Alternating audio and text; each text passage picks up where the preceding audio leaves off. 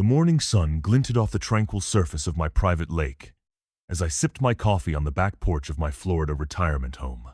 After 20 years serving our country, I'd earned this peaceful slice of paradise. Or so I thought. Little did I know that within hours my HOA revenge story would begin, unfolding in a way that would ultimately cost the Homeowners Association $4 million and restore my faith in justice.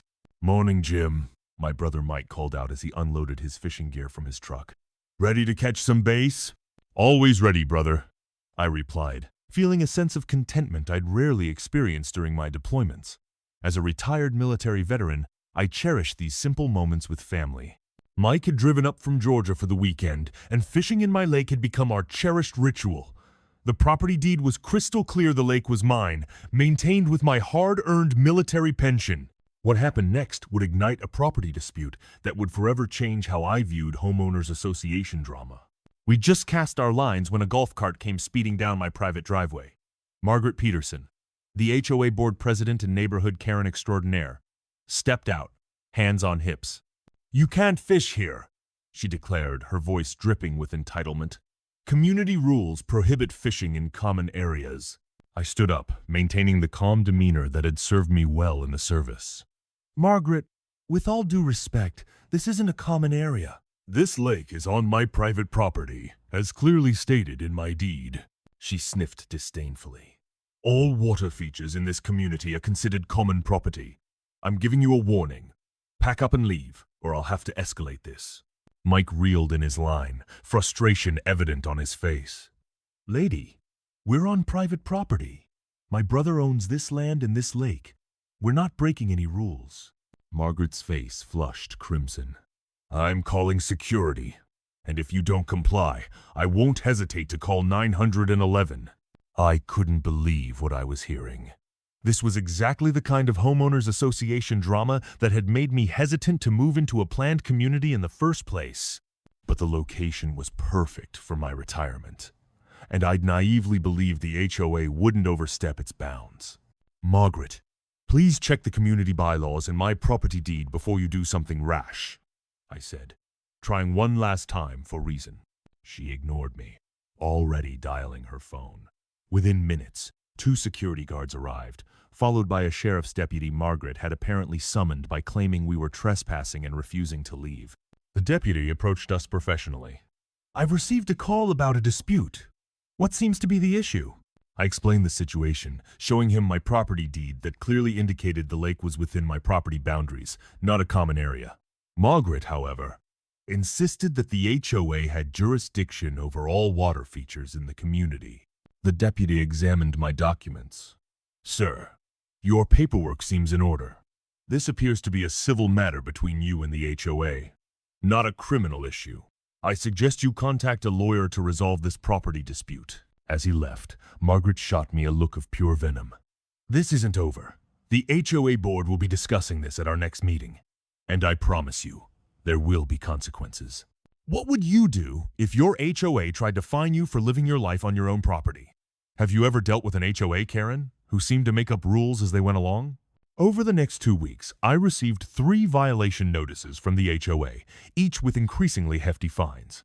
I responded each time with copies of my property deed and a polite request that they review the actual community bylaws. Each response was met with silence, followed by another violation notice. The breaking point came when I received a certified letter informing me that the HOA had placed a lien on my property for $15,000 in supposed fines and legal fees. That's when I knew my HOA revenge story needed to escalate. I contacted a property rights attorney recommended by a fellow veteran at the local VFW.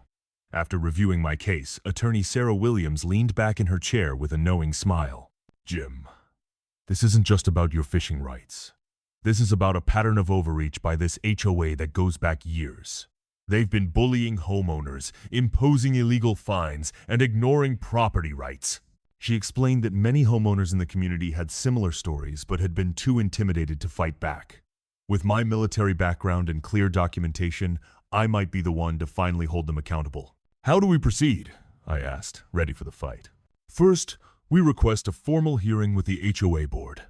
Then, if they don't back down, we file a lawsuit. But here's the interesting part. I've been researching this HOA, and there's something you should know. She slid a folder across her desk. The lake on your property? According to historical records, it's actually a natural spring-fed lake that predates the development of this community. When the developer created the HOA, they incorrectly designated all water features as common areas, but your lake was specifically excluded in the original environmental survey. My eyes widened. So they've been fining me for something they have absolutely no jurisdiction over? Precisely, Sarah nodded. And that's not all. They've been collecting dues based on this false designation for decades. We're not just talking about your fines. We're talking about potential damages that could reach into the millions. The pattern interrupt hit me like a wave. This wasn't just about my right to fish with my brother anymore. This was about justice for every homeowner who'd been bullied by this HOA. At the formal hearing, the HOA board, led by Margaret, was in full force. They presented their case with manufactured evidence and misinterpreted bylaws. When it was my turn, Sarah presented the historical documents, the original environmental survey, and testimony from a hydrologist who confirmed my lake was indeed a natural feature on my private property. Margaret's face grew pale as she realized the implications. This is ridiculous.